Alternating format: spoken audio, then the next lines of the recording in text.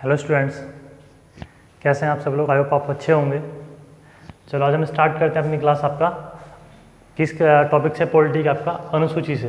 अनुसूची बोलते हैं हम लोग इंग्लिश में शेड्यूल्स। ठीक है, हमारा जो पॉलिटिकल साइंस का जो ये सेशन चल रहा है पूरा इसमें आपको मैं क्लास 1 बाय 1 सारी क्लास देता जा रहा हूँ। इससे जो पिछली क्लास थी हमारी वो किस चीज़ की थी? आपका भाग की, संविधान की भाग की। इसमें आपको अच्छी तरह से मैंने आपको बताया कि हमारे संविधान के कुल कितने भाग हैं, उनको आप लोग याद कैसे रखोगे।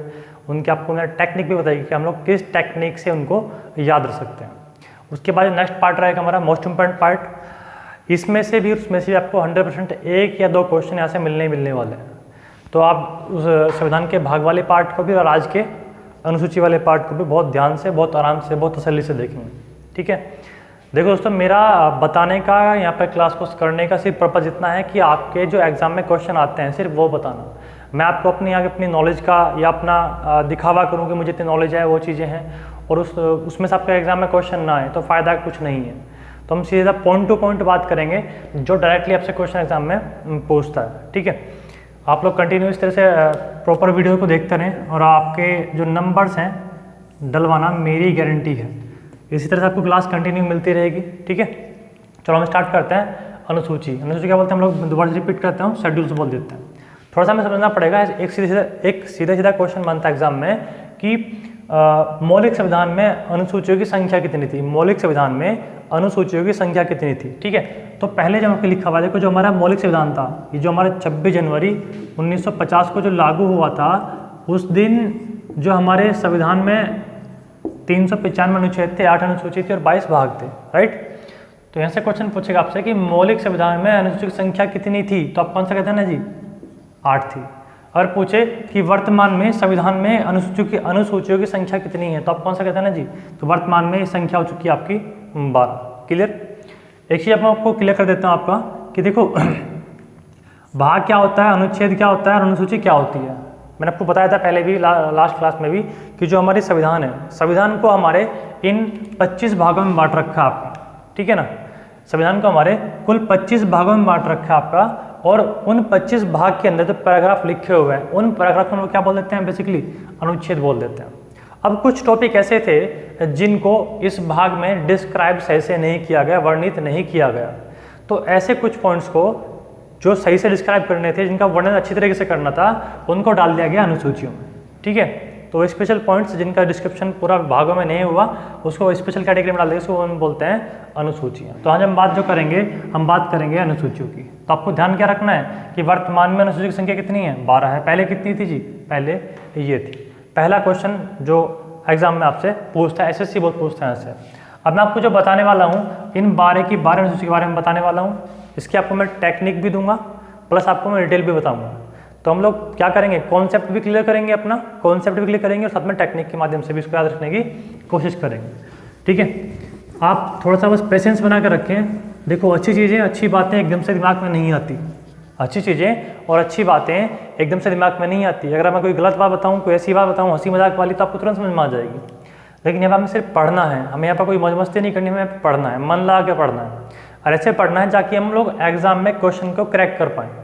ठीक है, तो मैं आपको बताता हूँ यहाँ पर अनुसूची। इधर में देखो हमारा रहेगा आपका अनुसूची, उधर में रहेगा आपका विवरण, यानी कि उस अनुसूची में किस चीज़ का विवरण दिया रखा आपका। तो अनुसूची होगी आपकी फर्स्ट। देखो 12 अनुसूचियाँ हैं आपकी। कितनी अनुसूचियाँ हैं? 12 है। हम आपको इसमें जो पढ़ेंगे हम लोग, इसमें कोशिश करेंगे आपका, पहले मैं आपको 4 बताऊँ, उसके बाद 4, उसके बाद 4 लास्ट में। तो स्टेप बाय स्टेप इसको लेके चलते हैं। तो जबकि पहली अनुसूची है, यानी कि जो पहली शेड्यूल है, उसमें क्या बोल रखा है आपका? भारत व उसके, सॉरी भारत नहीं बोलेंगे, संघ बोलेंगे, संघ व उसके राज्य क्षेत्रों का वर्णन, राज्य क्षेत्रों का वर्णन। ठीक है, मतलब क्या है पहली अनुसूची का? पहली अनुसूची का मतलब ये है कि भारत क्या है, उसकी डेफिनेशन दे रखी है। और आपको बता दूं मैं, भारत कुछ नहीं है, भारत एक राज्यों का संघ है। संघ, आपको अगर ध्यान रखना है, एग्जाम में क्वेश्चन पूछ लेता है। संघ के 2 मीनिंग होते हैं, संघ के 2 मीनिंग होता है। एक मीनिंग तो होता है आपका यूनियन, और एक मीनिंग होता है आपका फेडरल। क्या होता है? फेडरल। फेडरल का मतलब भी संघ है और यूनियन का मतलब भी संघ है। अगर क्वेश्चन आपसे एग्जाम में इंग्लिश में अगर पूछ ले कि भारत जो है, भारत राज्यों का एक यूनियन है या स्टेट्स की फेडरल है, मतलब स्टेट्स की यूनियन से स्टेट्स की फेडरल है, तो अब कौन सा देना है, यूनियन है, ठीक है ना। अब यूनियन और फेडरल में डिफरेंस क्या होता है, देखो जो भारत के राज्य हैं वो चाहकर भी भारत से अलग नहीं हो सकते, आपको पता है, जो भारत के राज्य हैं वो चाहकर भी भारत से अलग नहीं हो सकते चूंकि वे यूनियन कैटेगरीज में हैं। और फेडरल का मतलब भी संघ होता है। फिर में दोनों में डिफरेंस क्या है, देखो आपको थोड़ा समझाता हूँ। जो आपका यूएसए है, यूएसए भी हमारे बहुत सारे स्टेट से मिलकर के बना हुआ है और भारत भी बहुत सारे स्टेट से मिलकर के बना हुआ है, ये आपको दोनों चीज़ समझ में आ जाएगी। जो यूएसए है, यूएसए में तो जो संघीय व्यवस्था है वो आपकी फेडरल है, और जो भारत में जो संघीय व्यवस्था है वो आपकी कैसी है, यूनियन है। अभी आपको समझ में आ जाएगा। तो जो यूएसए के जो राज्य हैं वो कभी भी यूएसए से अलग हो सकते हैं, सबका मैक्सिको वगैरह हो गया, राइट ना, न्यूयॉर्क वगैरह हो गया, तो वो कभी भी यूएसए से अलग हो सकते हैं, लेकिन भारत में ऐसा नहीं है। जो भारत में आपके 28 स्टेट्स वर्तमान में हैं और जो आपके 8 यूटीज़ हैं, ठीक है, यानी कि 8 केंद्र प्रदेश हैं, ये भारत से कभी भी अलग नहीं हो सकते। तो इसको हम लोग क्या बोलते हैं, इसको हम बोलते हैं यूनियन, इसको क्या बोलते हैं हम लोग, संघ बोल देते हैं। तो आपको थोड़ा ध्यान रख लेना है कि जो संघ का मतलब है आपका यूनियन रहेगा, और भारत क्या है, भारत आपका राज्यों का संघ है, भारत एक यूनियन है स्टेट्स की, ओके इतना। और उसी के बारे में बता रखा आपका कि किस किस तरीके से कोई स्टेट बनेगा, कैसे स्टेट बनेगा, क्या स्टेट्स बनने की आपकी रिक्वायरमेंट्स होती हैं, बहुत सारी चीज़ों का वर्णन किस में कर रखा है आपका, अनुसूची 1 में कर रखा है आपका, ओके क्लियर। अब आगे चलते हैं, अब चलते हैं अनुसूची 2 पे। 2 में क्या बोल रखा है जी, देम बोल रखा है जी आपका वेतन का वर्णन, वेतन एवं भत्ते, वेतन एवं भत्तों का वर्णन, भत्तों का वर्णन। अब वेतन और भत्ते किसके, वेतन और भत्ते का जो वर्णन होगा आपका वो होगा आपका उच्च पदाधिकारियों का, किसका, उच्च पदाधिकारी, उच्च पदाधिकारी, ठीक है जी। लाइक एज आपका राष्ट्रपति, उपराष्ट्रपति, प्रधानमंत्री, उसके बाद मिनिस्टर्स होगी आपके, ठीक है जी, मिनिस्टर्स हो गए, उसके बाद आपको हो जाते हैं आपका गवर्नर्स वगैरह हो गए, लोकसभा अध्यक्ष, राज्यसभा अध्यक्ष वगैरह, इन सब की जो सैलरी का जो वर्णन कर रखा है, कौन सा कर रखा है आपका, अनुसूची 2 में कर रखा है, ठीक है। क्योंकि छोटे मोटे आदमी की तो कोई सैलरी पूछता ही नहीं है, तो जैसे इनकी सैलरी बढ़ती है, कैसे बढ़ती है, कैसे उसमें कम तो कभी होती ही नहीं है, हमेशा बढ़ेगी बढ़ेगी। तो जो इनकी सैलरी बढ़ती है वो आपका अकॉर्डिंग टू अनुसूची 2 के तहत बढ़ती है, ठीक है। जैसे आप जानते हैं कि अभी कुछ टाइम पहले राष्ट्रपति की सैलरी बहुत कम थी, 2.5 लाख रुपए थी, अभी कितने हो चुकी है आपका, 5 लाख रुपए मंथली हो चुकी है, राइट ना। तो इस तरह से आपका इस कैटेगरी में डाल देते हैं आपका, ठीक है।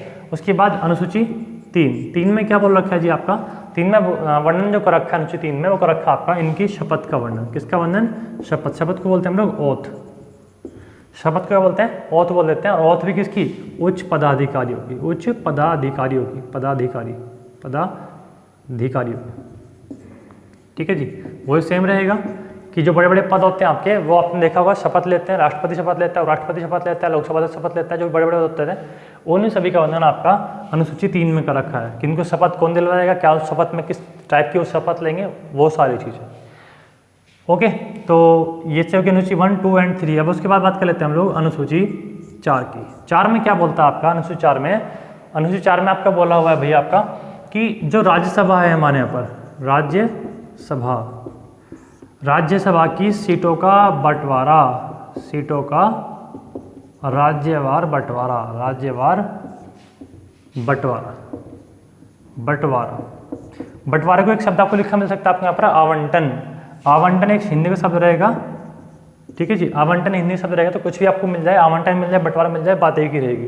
तो अनुसूची 4 क्या बोलती है कि जो राज्यसभा की सीटें हैं, देखो हमारे यहाँ पर जो राज्यसभा की सीटें हैं 250, ठीक है।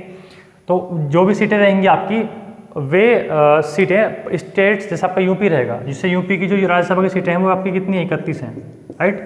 तो जो मतलब कौन कौन स्टेट में कितने कितने सीटें राज्यसभा की रहेंगी वो कौन सी सूची के तहत आपका निर्धारित होता है, आपका अनुसूची 4 के तहत निर्धारित होता है आपका, समझ गए ना, कि पश्चिम बंगाल में कितनी रहेंगी, यूपी में कितनी रहेंगी।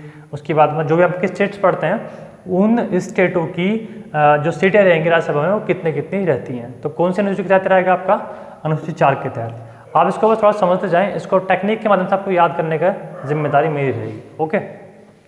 अगर वीडियो ज़्यादा लंबी नहीं गई तो मैं आपको इसी में ही बताऊंगा, नहीं तो आपको एक नेक्स्ट वीडियो बना दूंगा स्पेशल इसकी, जो इन अनुसूचियों को याद आपको कराएगा, ठीक है। क्वेश्चन सीधे सीधे पूछता एग्जाम में आपसे कि आपके पूछेगा कि उपराष्ट्रपति या लोकसभा के अध्यक्ष के वेतन का वर्णन कौन सी अनुसूची में किया गया है, तो आप कौन सा कहते हैं ना जी, अनुसूची 2 में किया गया। तो इस तरह से आपके क्वेश्चन पूछेगा। तो आपको क्या हो चुकी है, आपकी 4 अनुसूचियाँ हो चुकी हैं। अब आप लोग चलते हम आगे अनुसूची 5 पर। अनुसूची 5 में क्या लिखा हुआ आपका, जो हमारे यहाँ पर SC एंड ST होते हैं, समझ गए ना। SC ST बोले तो आपका scheduled caste and scheduled tribes. अनुसूची 5 यानी कि SC क्या बोलते हैं हम लोग, अनुसूचित जाति एंड अनुसूचित जनजाति यानी कि ST शेड्यूल्ड ट्राइब्स के क्षेत्रों व नियंत्रण प्रशासन का वर्णन। ठीक है, किसका वर्णन, प्रशासन का वर्णन। ठीक है, तो अनुसूची 5 में क्या बोल रखा आपका, SC तथा ST कैटेगरी के जो आपके एरियाज आते हैं वहाँ पर किस तरह से शासन व्यवस्था चलेगी, वहाँ पर शासन व्यवस्था कौन चलाएगा, या उनके हितों के लिए जो बातें कर रखी हैं SC ST के लिए, वो कौन सी अनुसूची में रहेगा आपका, अनुसूची 5 में रहेगा। ठीक है ना, अनुसूची 5 में रहेगा। क्लियर इतना, क्योंकि आप जानते हैं कि पहले हमारे यहाँ पर जो SC एंड ST कैटेगरी के जो लोग थे वो बहुत निचले तबके के लोग थे, उनको आर्थिक और सामाजिक और पिछड़ेपन से उबर उठाने के लिए उनके लिए कुछ विशेष प्रावधान किए गए हैं। कौन सी अनुसूची के तहत, आपका 5 के तहत। क्लियर में इतना। उसके बाद बात कर लेते हैं हम लोग छठे की, अनुसूची 6 में क्या बोलता है आपका, 6 में बोलता है आपका कि असम, मेघालय, त्रिपुरा एंड मिजोरम। असम, मेघालय, त्रिपुरा एंड मिजोरम के ST वर्ग, ST बोले तो शेड्यूल्ड ट्राइब्स यानी कि अनुसूचित कौन सी, जनजाति। असम, मेघालय, त्रिपुरा, मिजोरम के ST वर्गों के लिए विशेष प्रावधान मतलब जो हमारे भारत के जो पूर्वोत्तर राज्य हैं, पूर्वोत्तर राज्य कौन से, अरुणाचल प्रदेश, नागालैंड, मणिपुर वगैरह जितने भी आपके स्टेट्स हैं, ये 4 भी है आपका। तो इन 7 स्टेट में से जो आपके ये है ना, जो पूर्वोत्तर भारत है आपकी, समझिए ना, उन 7 स्टेट में से 7 में से 4 के जो ST कैटेगरी के जो लोग हैं उनको स्पेशल प्रावधान कर रखे हैं। कौन से अनुसूची के तहत, आपके 6 के तहत। क्लियर।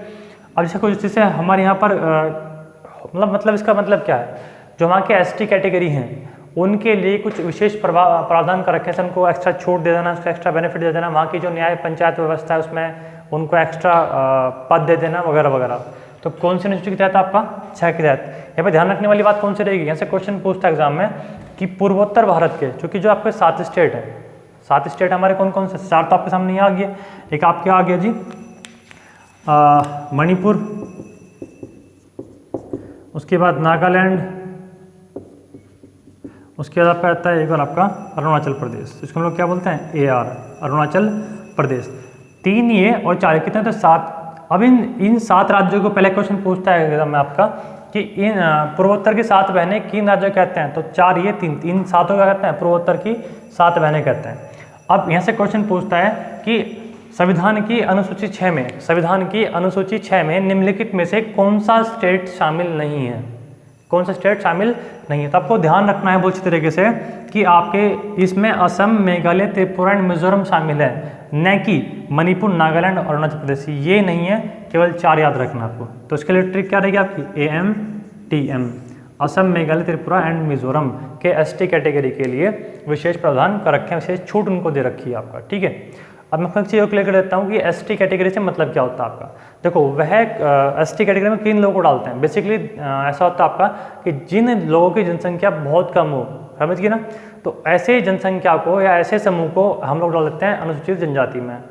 अब आप देखते हो जैसे कि आपको ये सारे पहाड़ी क्षेत्र हैं, पूर्वोत्तर के सारे पहाड़ी क्षेत्र हैं, तो वहाँ पर छोटे छोटे कबीले रहते हैं, तो उनकी संस्कृति, उनका कल्चर, उनका जो रहन सहन है, उनके तौर तरीके वो थोड़ा सेफ रहें, तो इस वजह से उनके स्पेशल प्रावधान किए हुए हैं। क्लियर इसमें इतना। तो ये हो चुकी आपकी अनुसूची 6।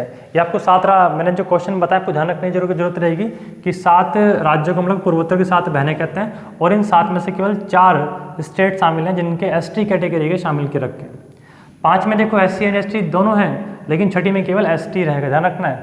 5 में SC और ST दोनों कैटेगरी के हैं, लेकिन छठी में केवल ST कैटेगरी के लोग आएंगे। ये आपको बहुत ध्यान से पढ़ने वाली बात है। देखो आप लोग थोड़ी सी गलती कर देते हैं, छोटी छोटी सी गलती आपको वो गलती रख के आपको एक नंबर में मिस्टेक करवा देती है। मतलब बहुत से बच्चों को तो कन्फ्यूजन हो जाती है यहाँ पर कि यहाँ पर जी SC भी होगा, यहाँ पर SC नहीं केवल ST रहेगा आपका। आगे चलते हैं अनुसूची 7 के तहत। अनुसूची 7 और अनुसूची 8 देखो वैसे इंपॉर्टेंट तो सारी हैं आपकी, लेकिन जो आपकी अनुसूची 7 और 8 हैं ये आपको बहुत चीज़ें ध्यान रख लेनी है, क्योंकि यहाँ से आपके एग्जाम में क्वेश्चन बहुत ज़्यादा बनते हैं और आपको समझ भी होनी चाहिए। तो हम लोग बात कर लेते हैं अनुसूची 7 की। 7 में क्या बोल रखा है आपका, केंद्र व राज्यों के बीच, केंद्र व राज्यों के बीच शक्तियों का बंटवारा। मतलब क्या है आपका इसमें, मतलब है मेरे भाई इसमें आपका कि जो केंद्र सरकार है, राज्य सरकार है, वो आपस में कल को लड़ने ना लगे कि भाई मैं तो ये काम नहीं करता, या तो केंद्र सरकार का काम है, तो राज्य सरकार का काम है। तो संविधान बनाने वालों ने क्या किया, शुरुआत में ही इनकी लड़ाई को खत्म कर दिया गया और क्या किया, यहाँ पर कुछ कैटेगरी बना दी गई, कुछ सूची बना दी गई, कुछ लिस्ट बना दी गई कि इन कामों को तो काम कौन करेगा, केंद्र सरकार करेगी, और इन काम को कौन करेगी, काम राज्य सरकार काम करेगी। और ऐसे भी तो काम होंगे जिन पर दोनों काम करेंगी, यानी कि राज्य सरकार भी मिलकर काम करेगी और केंद्र सरकार मिलकर काम करेगी। तो ऐसे कैटेगरी के लिए 3 लिस्ट बना देगी। तो आपकी जो पहली लिस्ट है उसको हम लोग बोलते हैं संघ सूची, ठीक है। दूसरी आपकी जो लिस्ट बनाई वो बनाई आपकी राज्य सूची, और जो तीसरी लिस्ट बनाई वो बनाई आपकी समवर्ती सूची,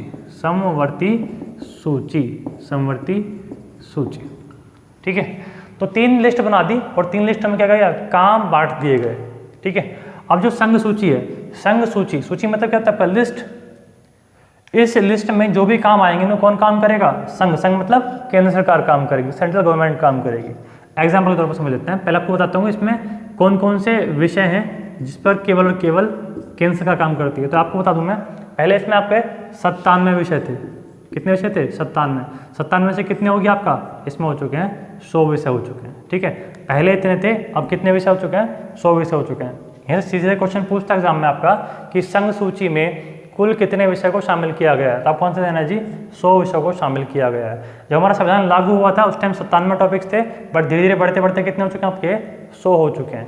एग्जाम्पल समझते हैं कौन कौन से, कैसे कैसे। तो उसका उदाहरण रहेगा, उदाहरण जैसे आपको बात कर लेते हैं हम लोग, आयकर, इनकम टैक्स। आयकर देखो कौन लगाता है, सेंट्रल गवर्नमेंट लगाती है, लगाती। आप देखते हो कि जब भी आपका आयकर का लगा होता है उस पर लिखा होता है आपका भारत सरकार। उसके बाद हम बात करते हैं रेल ही कर लीजिए आप लोग, रेल हो गया। अब रेल को कौन ऑपरेट करवाता है, भारत सरकार ऑपरेट करवाती है, हो गया। उसके बाद आपका जाता है सेना। आपकी कोई सी भी सेना क्यों ना हो, किसके अंडर में आती है, केंद्र सरकार के अंडर में आती है। उसके बाद हम बात करते हैं NHAI यानी कि national highway authority of India, राष्ट्रीय राजमार्ग प्राधिकरण। ये किसके अंडर में आता है, ये भी आपका संघ सूची के अंडर में आता है आपका। उसके बाद अगर मैं बात करूँगा यहाँ पर आपका, आप अपना भी कॉमन सेंस लगा सकते हैं, ठीक है ना। मतलब ऐसे ऐसे कितने विषय हैं, ऐसे ऐसे कितने टॉपिक्स हैं जिन पर केवल केंद्र सरकार ऐसे कुल मैं 100 हैं। तब 100 तो आपको मैं नहीं लिखूंगा, ठीक है। आप थोड़ा बहुत बुक्स की हेल्प ले सकते हैं। मैं आपके ऊपर लिखवाने वाला हूँ कि इस कैटेगरी के जो मुख्य जो अवयव हैं वो आपको कौन कौन से एग्जाम में पूछे जाते हैं। आयकर हो गया, रेल हो गया, उसके बाद सेना हो गई, उसके बाद NHAI होगी, उसके बाद हम बात करते हैं जलमार्ग हो गया, जलमार्ग जो आपके नेशनल वाटरवेज होते हैं वो हो गया। उन पर भी कमांड किसकी होती है, उसकी भी कमांड आपका किसकी होती है, आपका केंद्र सरकार की होती है। उसके बाद हम बात कर लेते हैं आपका नेक्स्ट आपका इसमें टॉपिक का, जिसे आपकी बाट व मापतोल। तो कौन निर्धारित करता है आपका कि भाई 1 किलो में इतने ग्राम होंगे, अगर तब हमारी केंद्र सरकार ही निर्धारित करती है। उसके बाद बात कर लेते हैं हम लोग CBI किसके अंडर में होती है, केंद्र सरकार के अंडर में होती है आपका, क्लियर। उसके बाद जैसे आपका जो भी आपका DRDO वगैरह सब उसी के अंडर में होगा आपका। उसके बाद हम बात कर लेते हैं आपका बाट मापतोल ये हो गया। उसके बाद हम बात करते हैं सीमा शुल्क। ये बहुत क्वेश्चन पूछा जाता है आपका कि सीमा शुल्क किस सूची का विषय है। तो आपको आंसर देना जी संघ सूची का विषय रहेगा आपका, क्लियर। उसके बाद अफीम की खेती की जाती है, और जो भी होगा वो सब किसके अंडर में होगा, आपका संघ सूची के अंडर में अंतर्गत होगा। तो इस तरह कुछ टॉपिक्स रहेंगे आपके जो संघ सूची में शामिल होता है आपके, क्लियर। ऐसे क्वेश्चन 4-5 तरीके से बनता है। ऐसे ही क्वेश्चन आपका स्टेप बाय स्टेप ये अलग अलग में पूछेगा। क्वेश्चन पूछेगा आपसे कि आयकर किस सूची का विषय है, संघ सूची का है, राज्य सूची का है, संवर्त सूची का रहेगा। कौन सा देना है जी? आयकर तो हमारा कौन लगाता है? आयकर तो हमारा केंद्र सरकार लगाती है। तो किसका हो गया आपका ये? संघ सूची का विषय हो गया। क्लियर इसमें? अब बात कर लेते हैं हम लोग किसकी? राज्य सूची की। अब राज्य सूची में जो पहले विषय थे वो विषय थे आपके पहले 66, 66 थे। अब कितने हो चुके हैं? अब हो चुके हैं आपके 61। ठीक है जी। पहले इसमें 66 विषय थे, अब कितने हो चुके हैं? 61 विषय हो चुके हैं, यानी कि राज्यों पर काम का बोझ कुछ कम किया गया है। अब उसके बाद बात कर लेते हैं हम लोग इसमें एग्जाम्पल कौन कौन से रहेंगे। इससे आप जानते हो कि जब आपकी स्टेट पुलिस होती है, स्टेट पुलिस वो अलग होती है आपकी। ठीक है जी। शराब के लिए हमारे यहाँ पर अलग अलग विभाग बने होते हैं। उसके बाद बिजली, आप जानते हैं अगर आप उत्तर प्रदेश में हैं तो Uttar Pradesh power corporation limited अलग होता है, हर एक स्टेट का अपना अलग अलग होता है। उसके बाद मत्स्य पालन ये अलग होता है आपका। उसके बाद जो हाई कोर्ट होता है हमारा, एससी बोले तो हाई कोर्ट के जो अधिकारियों की जो भर्ती होती है, अधिकारी वो कौन करवाता है आपका? वो हमारा स्टेट गवर्नमेंट के अंदर होता है। एक और बहुत इंपॉर्टेंट है आपका स्टाम्प शुल्क। जो स्टाम्प शुल्क निर्धारित करता है वो कौन करता है? आपका राज्य सरकार करती है। जब भी आपको जमीन हो, प्रॉपर्टी हो, प्लॉट हो या कुछ भी आपका हो, आपको भी खरीदते बेचते हैं, उस पर स्टाम्प शुल्क हमारा राज्य सरकार के निर्धारण अकॉर्डिंग लगता है आपका। तो स्टेट पुलिस जैसे उत्तर प्रदेश पुलिस अलग होती है, मध्य प्रदेश पुलिस अलग होती है, चंडीगढ़ पुलिस अलग होती है। तो इस सब आपका किस सूची के विषय रहेंगे? आपके राज्य सूची के। अब उसके बाद कर लेते हैं हम लोग समवर्ती सूची का विषय। तो समवर्ती सूची के जो विषय हैं मेरे भाई आपके, ये पहले थे 47, अभी कितने हो चुके हैं आपके? ये हो चुके हैं आपके 52। अरे भाई क्लियर हो भी रहा, नहीं हो पा रहा? ये नींद आ गई आपको? सोना नहीं है इसको, बहुत ध्यान से पढ़ते चलो। देखो जब हम कहीं अच्छी चीज़ में काम कर रहे होते हैं ना तो वहाँ पर हमारा मन ही नहीं लगता। मन को तो लगाना पड़ता है, इंटरेस्ट को जगाना पड़ता है। ठीक है। अगर आप इंटरेस्ट नहीं जगाओगे तो फिर दिक्कत तो होगी नहीं होगी। ठीक है। चलिए, तो समवर्ती सूची मतलब वे टॉपिक्स जिन पर केंद्र सरकार और राज्य सरकार दोनों मिलकर के काम करती हैं, उसको हम लोग क्या बोल देते हैं? उसको हम लोग बोल देते हैं समवर्ती सूची। सम मतलब दोनों। क्लियर? अब एग्जाम्पल आपको समझ आ जाएगा कि वो टॉपिक्स कौन कौन से रहेंगे। ठीक है। तो उसमें जो टॉपिक्स रहेंगे भाई आपका एग्जाम्पल के तौर पर जैसे आप बात कर लेते हैं हम लोग दंड विधि। ठीक है जी। इसलिए कहते हैं आपका IPC, CRPC वगैरह। ठीक है। उसके बाद आपकी बात करते हैं नेक्स्ट एग्जाम्पल क्या आपका शिक्षा। उसके बाद बात करते हैं हम लोग चिकित्सा, परिवार नियोजन।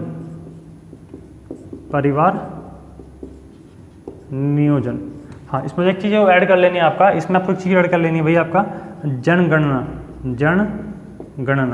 ठीक है। वो आपके इसकी कैटेगरी का रहेगा। तो जो आपके दंड विधि हो गया, शिक्षा हो गया, चिकित्सा हो गया, परिवार नियोजन हो गया, ये आपके कौन से विषय के कौन से सूची के विषय रहेंगे? ये रहेंगे आपके समवर्ती सूची के विषय। देखो आप जानते हो कि आप मतलब किसी ने किसी का मर्डर किया, जान से मारने की कोशिश करी, तो जो मारने की आपको पता है कि मारने पर कौन सी धारा लगती है? आपको पता है कि 302 लगती है, और जान से मारने की कोशिश करने पर क्या लगता है? 307 लगती है। तो आप ये काम चाहे यूपी में कर लो, चाहे बिहार में कर लो, चाहे बंगाल में कर लो, कहीं भी कर लो, कौन सी लगनी धारा? हर जगह एक ही धारा लगनी है, यानी कि उसी दंड विधि का इस्तेमाल किया जाएगा पूरे भारत के अंदर। एक ही दंड विधि काम करती है। ठीक है।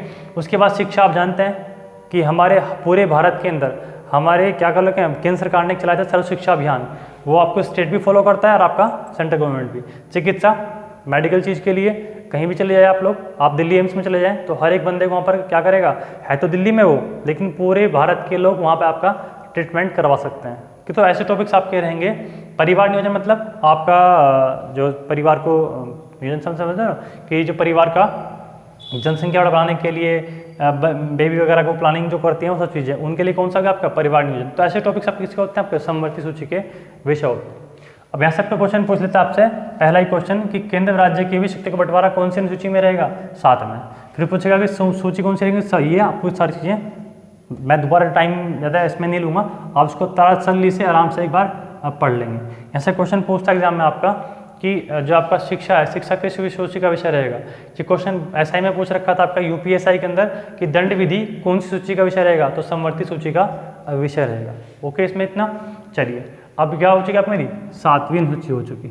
अब आगे चलते हैं, हम लोग बात करेंगे 8वीं अनुसूची की। किसकी बात करेंगे, 8वीं अनुसूची की बात करेंगे। ठीक है, इसके जो टॉपिक्स रहेंगे समवर्ती सूची के या राज्य सूची के, संघ सूची के। आप इसको जो बाकी हैं, वैसे तो देखो एग्जाम में तो इन्हीं में से पूछा हुआ है घूम फिर आगे, लेकिन आपको अगर एक्स्ट्रा पढ़ना हो तो आप कोई भी बुक लेंगे उसमें से आपका पढ़ लेंगे, ठीक है। उसके बाद हम बात कर लेते हैं आपका अनुसूची 8 की। देखो दोस्तों, आपको मैं एक चीज़ क्लियर करना चाहता हूँ।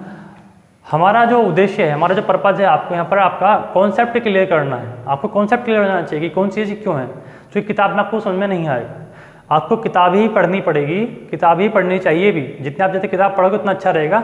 हम सिर्फ आपकी हेल्प करने वाले किसी में कि यार ये चीज़ है क्या, आपका क्यों क्लियर करने के लिए, क्लियर ना। तो आप बुक्स लें, कोई सी भी बुक्स क्यों ना लें, आप कोई सी बुक्स लें, आप उसको पढ़ते रहें।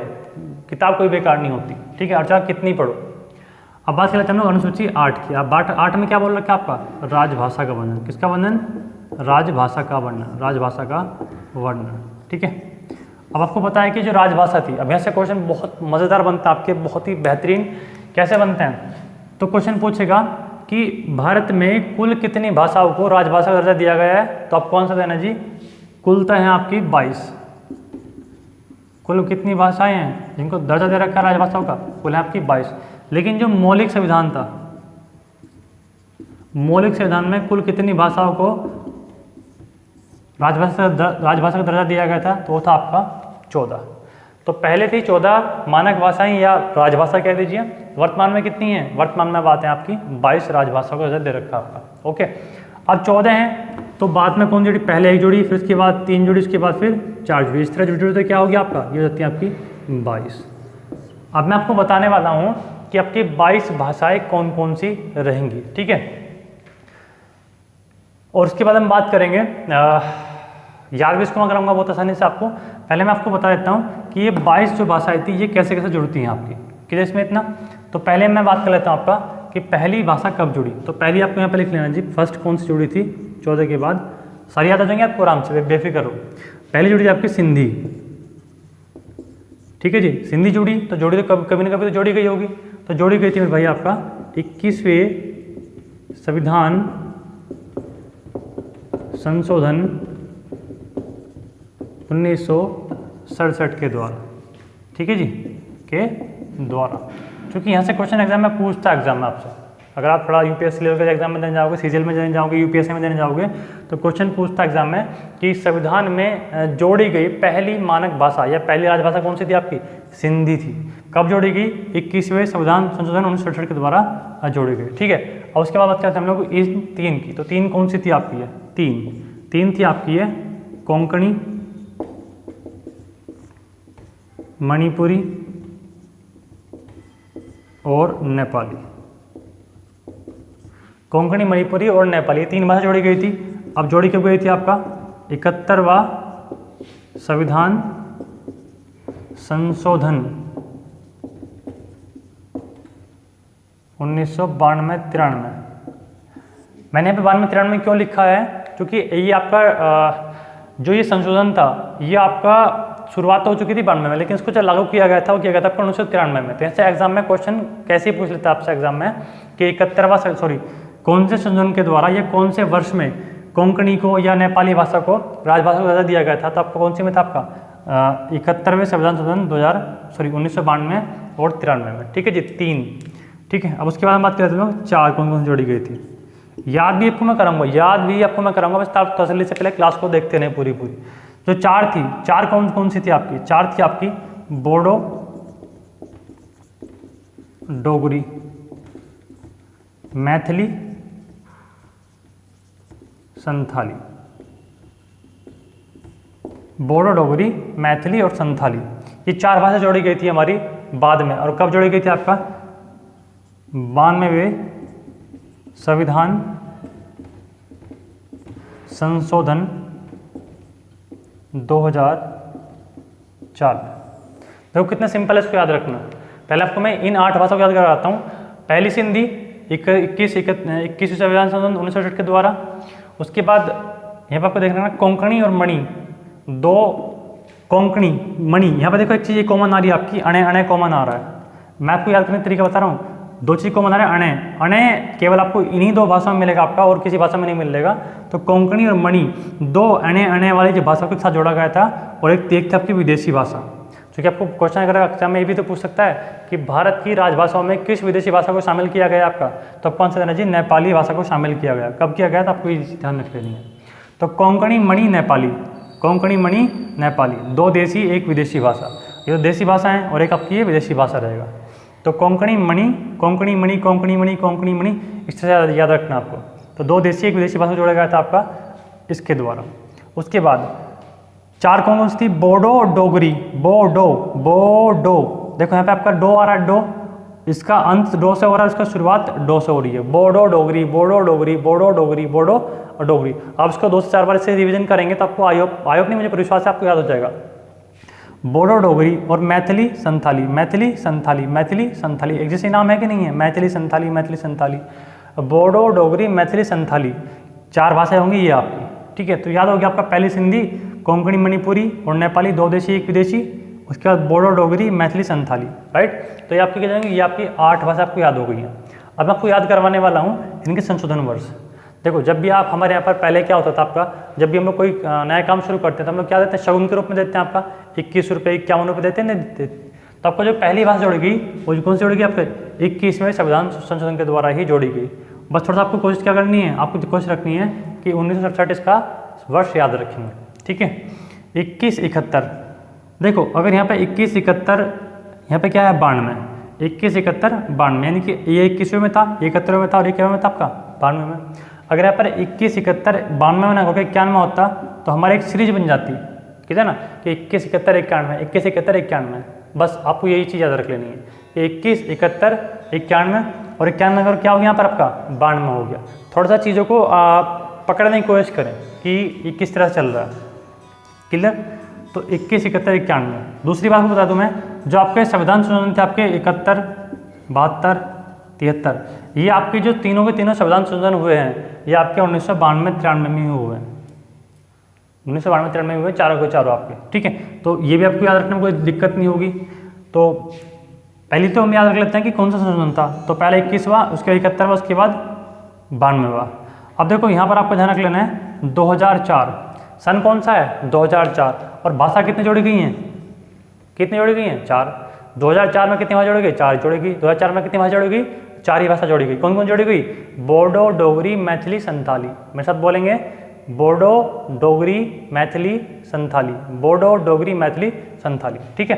तो आपको उसको 1 2 बार इस तरह से रिविजन करोगे तो आपको याद हो जाएगा। तो आपकी क्या हो चुकी हैं, ये आपका हो चुका है जी 8 भाषाएं। अब 8 में से हमें केवल कितनी बात याद रखनी है, हमें 14 याद रखनी है, ठीक है।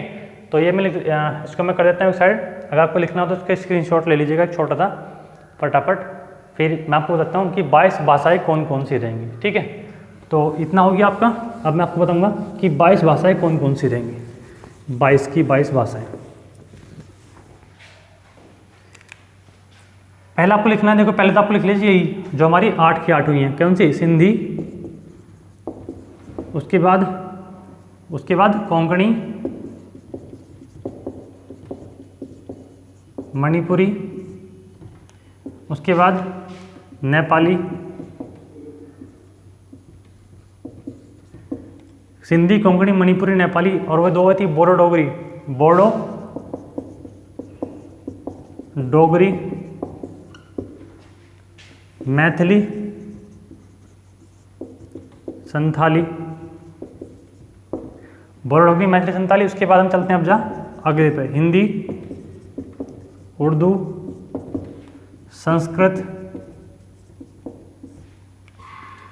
तमिल, तेलुगु, कन्नड़, मलयालम,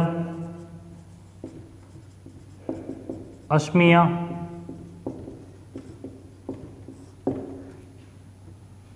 तमिल तेलुगु, कन्नड़, मलयालम, असमिया। उसके बाद आपका जाता है जी बंगाली, उसके बाद जाता है गुजराती,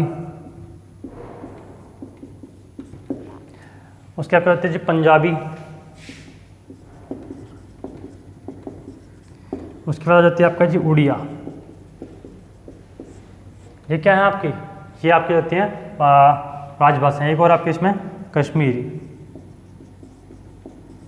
कौन सी रहेगी आपकी, कश्मीरी। एक बार काउंट कर लेते हैं, 1 2 3 4 5 6 7, 8, 9, 10, 11, 12, 13, 14, 15, 16, 17, 18, 19, 20, 21। एक और रहेगी आपकी, एक और कौन सी रहेगी आपकी? तमिल, तेलुगु, कन्नड़, ओडिया हो गया, बंगाली, गुजराती हो गया, असमिया हो गया, नेपाली होगा, कन्नड़, कश्मीरी, ओडिया हो गया, असमिश होगी, नेपाली।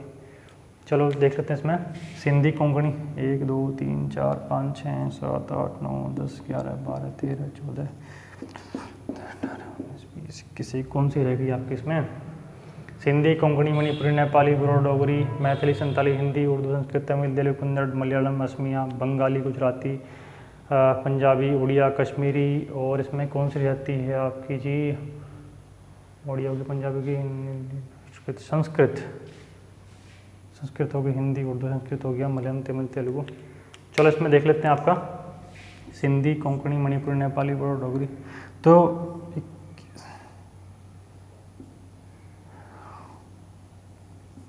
कश्मीर, चलो एक आपको और देख लेना अभी, ठीक है। ये 21 अभी तक फिलहाल एक मेरे माइंड से निकल जा रही है अभी। ये आपको कहते हैं कितनी 22 भाषाएं आपकी हो जाती हैं क्लियर में इतना। तो क्या हो गया आपके, ये आपकी 8वीं अनुसूची कंप्लीट हो जाती है। एक भाषा का आप लोग देख लेना, एक मेरे अभी ध्यान आ नहीं रही बिल्कुल भी, तो एक को आप देख लेना अभी, ठीक है। चलिए मैं इसको डिलीट कर देता हूँ। हम बात कर लेते हैं आपका अगली अनुसूचियों पर, अनुसूची 9। अब ये जो 4 अनुसूची रहेंगी 9, 10, 11, 12, इनको मैं आपको एक साथ लिखवा देता हूँ और थोड़ा समझ लेते हैं। उसमें कोई ज़्यादा टिपिकल नहीं है, क्योंकि इन चारों को बाद में जोड़ा गया था आपका।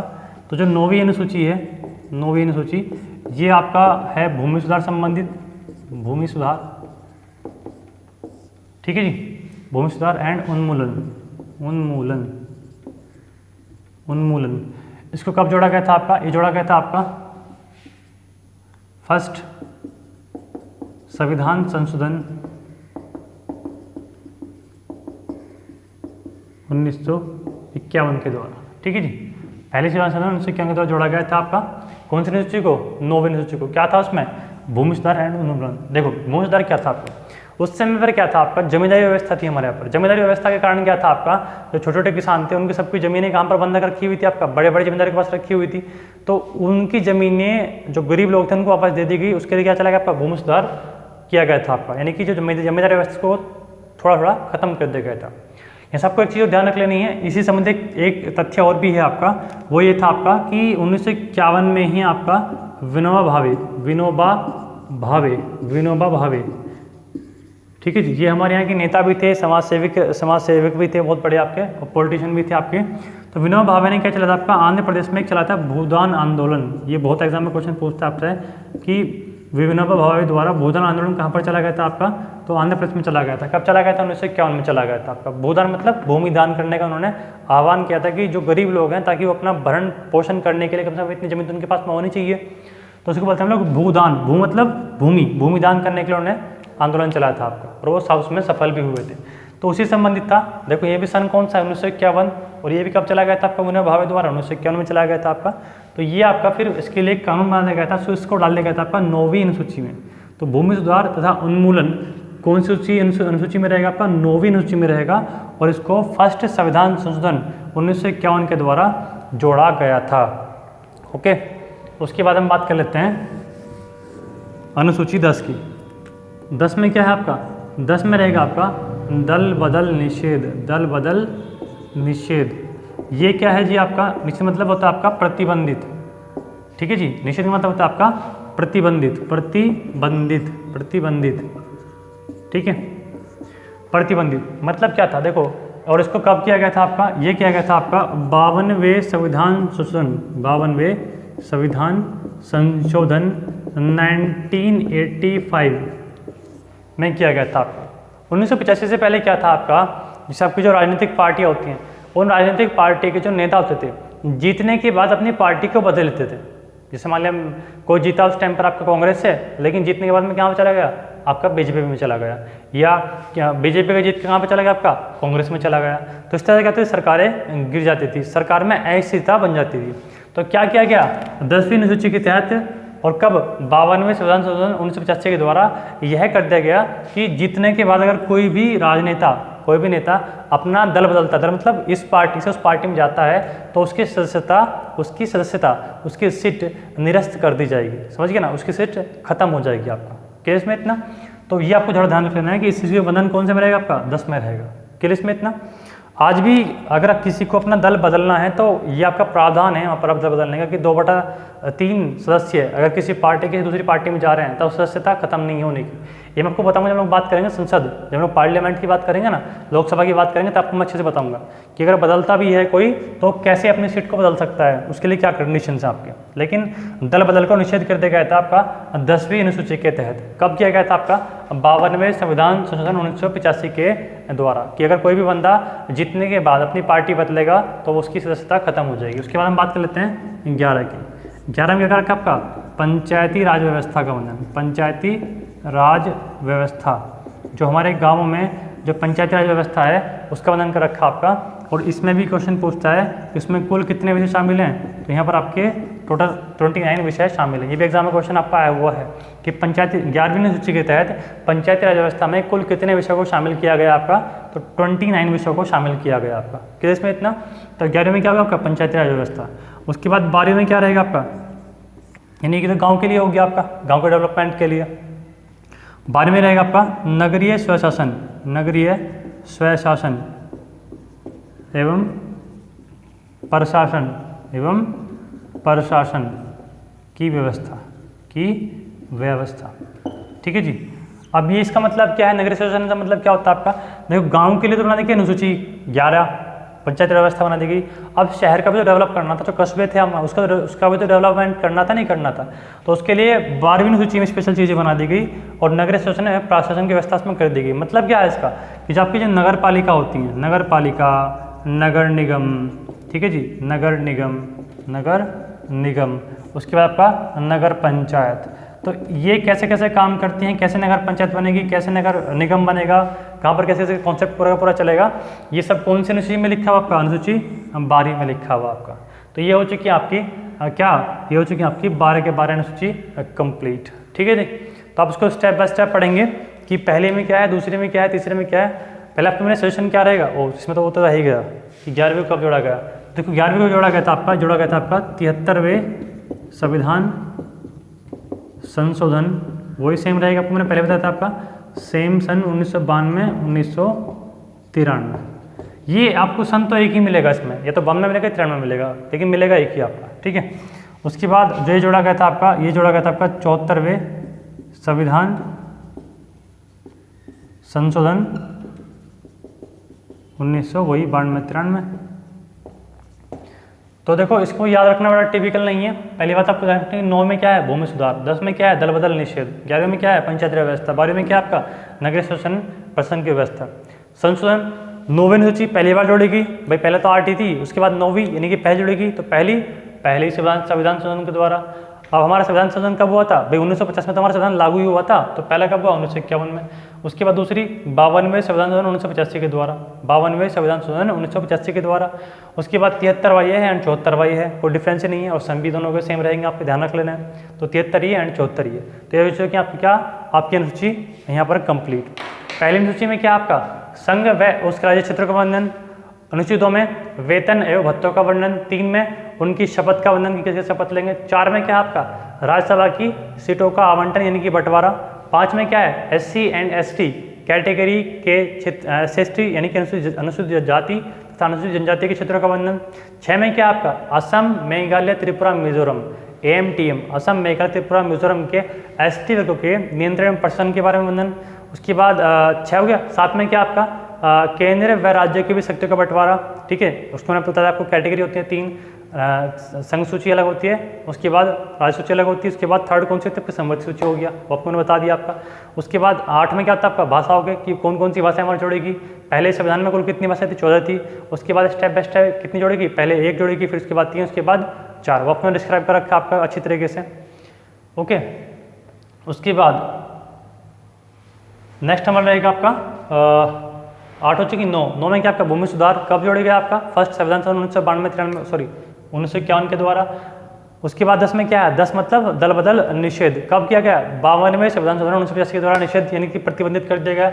उसके बाद 11वीं में क्या आपका पंचायत राज व्यवस्था कितने विषय शामिल है 29 विषय शामिल है, कब जोड़ा गया 73वें संविधान संशोधन 1992-93 के द्वारा जोड़ा गया। और 12 में क्या रहेगा आपका नगरीय शासन व्यवस्था। देखो ये थी आपकी डिटेल क्लास।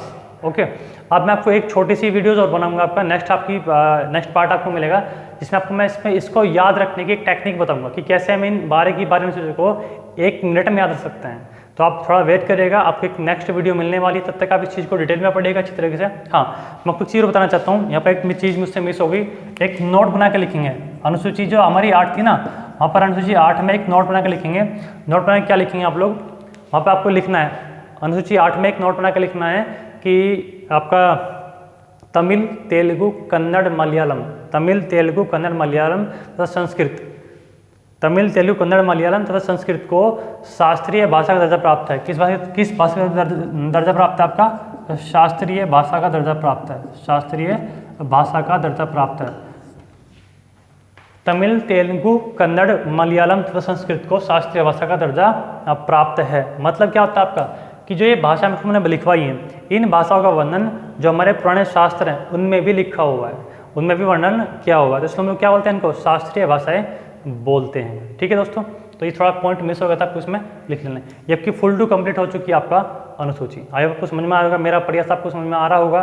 तो प्लीज़ मेरी वीडियोज़ को लाइक करें, सब्सक्राइब करें एंड ज़्यादा शेयर करें। ओके दोस्तों, थैंक यू, नमस्कार, गुड बाय।